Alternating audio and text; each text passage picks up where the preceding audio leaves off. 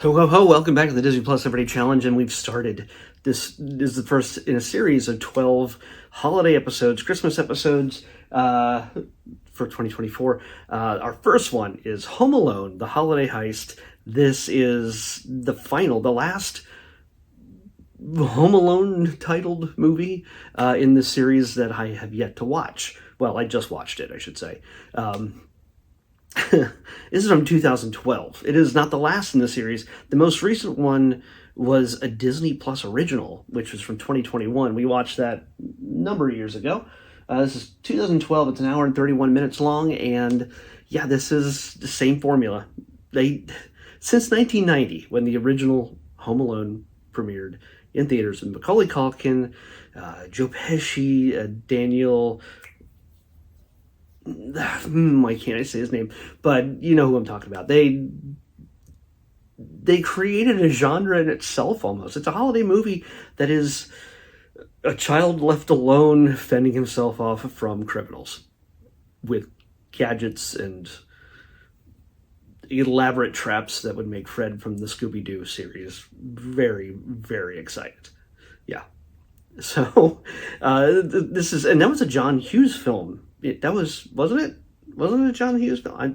I'm not going to look it up. I'm pretty sure it was at least written by him. If I'm completely wrong, you just tell me in the comments. I'm probably remembering it completely wrong. But either way, this is, you know what? If I look at writers, even though John Hughes is not involved in this in any way, he is listed as having created the original characters and is uncredited in this. This is a unrated TV movie, because there are pauses in different points of the film that indicate a commercial break. So this is probably like on Freeform or some sort of Disney-owned channel. ABC, who knows? Somewhere in the holidays. It was just basically just milking that Home Alone cow because they still had the rights to it, and why not? Let's just keep doing it. So what do we get this time? Well, we get two kids with their parents, a brother and a sister and their parents, moving all the way to Maine from California, and Dad along the way. Of course, the kids are complaining that they have to move to a completely different place on the other side of the country, like literally just the fully opposite side of the country. And Dad keeps making references like, oh, see this snow? You don't get that in California. Yeah, you do. Yes, you do. I could literally be at a 70 degree beach today, and I can drive an hour and a half at best, just at least, well, I should say at least, approximately an hour and a half, and I'd be in snowy mountains. That's the way it is. I go another half hour, it's the desert. Go another half hour, we're back in the city. It's a very diverse ecosystem here in California. Just letting you know. And there's more than one of these situations where he makes a comment about, you don't get that in California. No. If you live there, you know that is not the case. Unless you're just like completely locked away in a place that's always hot and sunny, which technically some places can be, but still. That's just my little pet peeve. People think California is one thing. It's a humongous state, about the size of 3 states. Any other average size state. It's big enough to have a diverse ecosystem. Anyway, Home Alone, the Holiday Heist. If you don't know the Home Alone concept, seriously, just go watch the first one. But in this case, if you already know the concept, you know what's coming. The first 2/3 of the film is all set up for the final act. Actually, the final half hour of the film, which is the thieves that are breaking into this house for whatever reason. This reason is slightly different than previous reasons. It's a different set of bumbling crooks. This time it's Malcolm McDowell, Debbie Mazar, and Eddie, why can I say his name? Eddie Steeples, yeah. You remember him from My Name is Earl. Yeah, I liked him a lot on My Name is Earl. So, but they play a bumbling trio who, headed up by Malcolm McDowell, wants to find a painting in there, and inside the house in which this family has just moved into, and they are still, especially the kid, the boy, our main character, boy Finn, this kid right there. He believes the house is haunted because it has a mysterious past. And is he wrong? Well, you'll have to find out. But by the way, looking at him right now, his name's Christian Martin. Geez, he grew up. I don't know. What the heck? He looks like he belongs on the CW doing something. Like being a vampire or something. I don't know. Maybe he was. I have no idea. It should be sparkling for some reason. Anyway, so in this case of negligent parenting, the parents don't actually just jump on a plane in the chaos of everything and forget their child at home. Whether it's they're not traveling to Paris, they're not just heading out on going to New York City for the holidays. They are literally just going to a party. They go to a party that's up a mountain where Ed Asner is overseeing the entire thing, presumably super drunk the entire time. He's the boss of the mom in this film, and he's either just kind of really out of it, like old enough to be really out of it, or he's super drunk, or both. But you get comedy out of that, so. Because he keeps getting names wrong and assuming that her husband is the butler, or just stuff like that. So in order to keep the comedy flowing when the camera's on the dads and not on the mom and dad, not on the kids, you get Ed Asner messing with the parents, just taking them off by saying the wrong thing. The mom and dad's kind of all low-key, mom's a little high-strung, and they're just sick and tired of the fact that the kids just are closed off from everything. And this is, it's a real concern with parents that, your kids are just, your daughter is just constantly looking at her phone or online, just, doing whatever's going on in 2012. This is probably early era of Instagram or whatever. I don't know. It feels it came later, but I've lost track of all time. Yeah. No, Instagram wasn't really a thing just yet. At least not widely enough.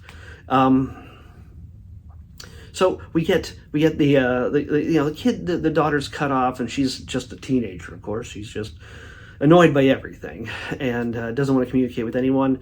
The son, he's 10, and he likes playing video games like the Xbox and some sort of generic shoot 'em up kind of game that they made especially for this. And I imagine it's actually decent looking. At least they took the time to make something that didn't look like it was made in 1995 or for the PS1, kind of thing.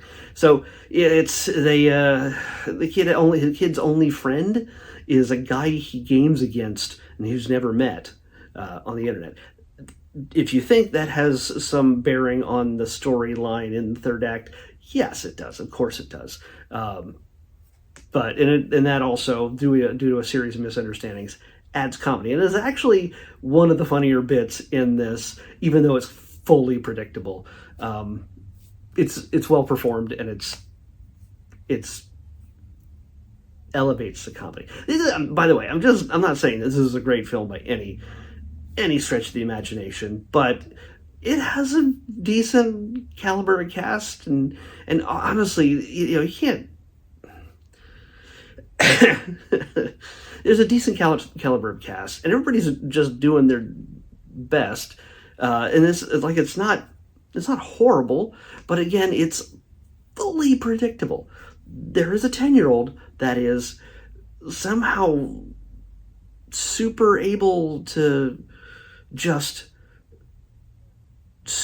create incredibly elaborate traps that would murder average human beings. I want to see somebody make a Home Alone short where criminals who are actually deadly and not bumbling try to break into a home where there's only a 10-year-old boy, and the kid does one thing that Kevin has done in the previous films and immediately is charged with manslaughter.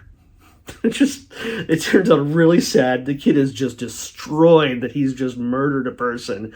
The robbers are just like so messed up. They're like, no, not Joe, and they just take off.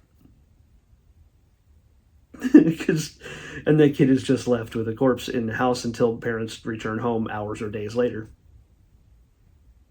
Because apparently there's always, whenever there's, even in an era with cell phones, where, Kevin, back in 1990, there's no cell phones. Sure, they had the house phone and stuff like that, but it just cut a line and suddenly, you know what?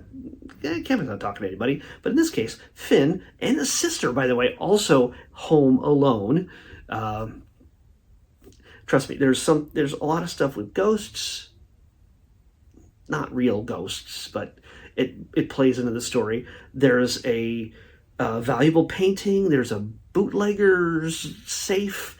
There's all sorts of things. And I have to admit that the set design for the bootleggers, the little speakeasy kind of thing, was actually kind of cool. I kind of like that, the way that was set up. But yeah, there seems to be a lot going on, but again, never so much that it moves from unfamiliar ground. If you can guess what's going to happen next, you're right. But if you like the whole genre, it's now practically a genre in itself after like 6 films. If you like the genre of just child outwitting bumbling crooks with gadgets, weaponizing his home, dude, and that's your safe spot. That's where you just chill out and enjoy a child beating the crap out of lecherous adults who are greedy and willing to break into a home and endanger a child. Yeah, that's go for it. Just this is one more. Yeah, it's got some. Oh, by the way, it has so many references to the original film. The original 2 films. Of course, there's also just physical things. At one point, I think Debbie Mazar goes, "Yes!" It's a Kevin thing. So there is, I think early in the film, and I could be absolutely wrong, I haven't checked like the trivia or whatever, but when you see the car, with the family in it, driving through the neighborhood, passing, going to their new home, which is still empty and everything else. And they're just here to check it out, get the keys from the realtor. They pass the original Home Alone house, I believe. It looks like it. They hold on it long enough to make you go, I think that's Kevin's house. Even though this is supposedly in Maine, more than likely they shot it in that Chicago suburb. Where the original film took place. At least for the exteriors. At least for that exterior. I don't know about any other exterior. And a lot of the snow being used in this, especially by the neighbor kid, is fake snow. It's just fake snow. There's so obviously fake snow. It's ridiculous how fake the snow is. But yeah, by the way, there's a neighbor kid who's strangely obsessed with snow. Does that come into play later in the film? Yeah, of course it does. Of course it does. The expertise of that child and how to mold and shape snow. Yeah, that comes into play. Of course it does. But yeah, there's booby traps galore, hyper overreacting mom. Nobody yells Kevin, but is there a reference to the Scream? Oh yeah, in a way that Edvard Munch, however you say it, would be. Well, he gets name checked. Let's just say. Let's say Home Alone is connected to that original piece of artwork in this, even though it's not the piece of artwork that the criminals are looking for. Yes, so. So yeah, it's all put together. Is it like, I'm looking at this? It's a decent. Yeah, it is a decent cast in here. Yeah, I mean, I don't think I said everybody's names, but It's a decent cast. It's structured well. Oh yeah, and by the way, one of the other little Easter eggs. You know how Kevin was afraid of, when he was afraid of the basement and the heater down there just making all sorts of noise. It seems intentional when Finn goes down in the basement for the first time in this also hugely elaborate house that you have to wonder what does Dad do for a living, just like Kevin's dad. He's in organized crime, probably, to be able to afford a house this size, even in 2012, 12 years ago. He goes downstairs, and as he's on the steps, he is not centered in the shot. He's always in frame with the water heater in the basement, as if it was like, hey, look, a character from a movie you recognize.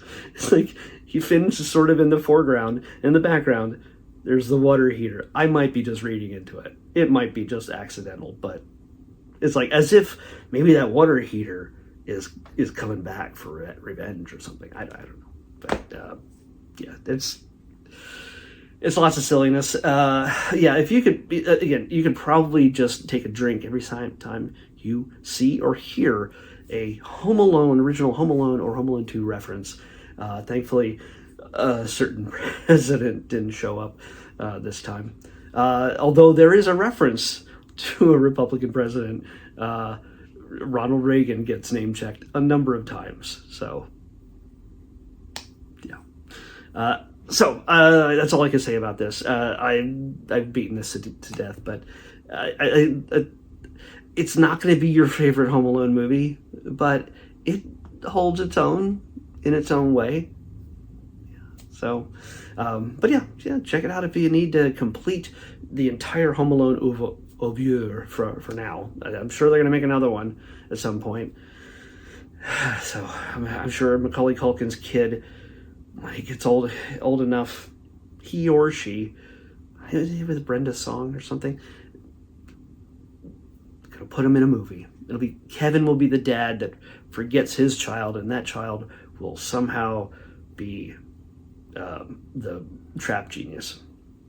All right. The next thing we're going to watch on our marathon of Christmas stuff to just clear it out so I don't have Christmas stuff throughout the year. And I know it's neat to have me wear this hat in July, but it's warm. So I'm going to try to get through I think we have about 12 proper Christmas things to get through here. I've changed the list around so many times over the last few weeks, just getting it ready. But next is Mickey and the Very Many Christmases. Yeah. I think it's just a single special. I don't think it's many Christmases, but we'll find out. Mickey and the Very Many Christmases on the next Disney Plus Everyday Challenge. I'll see you back here tomorrow with that.